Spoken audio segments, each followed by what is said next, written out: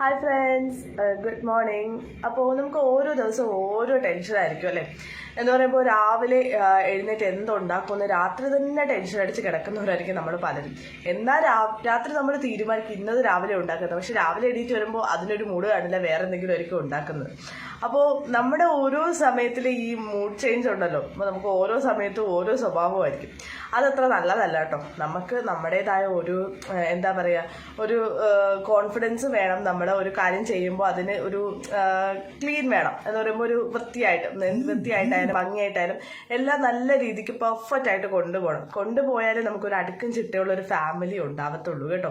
നമ്മൾ ഈ അടുക്കും ചിട്ടയില്ലാതെ ഓരോ കാര്യങ്ങൾ ചെയ്യുമ്പോഴാണ് നമുക്ക് പലപ്പോഴും പല അബദ്ധങ്ങളും വീട്ടുകാരിൽ നിന്നായാലും വഴക്ക് കിട്ടും, ഹസ്ബൻഡിൻ്റെ നിന്നായാലും കിട്ടും, കുട്ടികളെ നിന്നായാൽ പോലും ചിലപ്പോൾ നമുക്ക് വഴക്ക് കിട്ടിയതിരിക്കും. നമ്മൾ ഒരു അടുക്കും ചിട്ടയില്ലാത്തൊരു ജീവിതം നമുക്ക് ഒട്ടും ശാശ്വതമല്ല.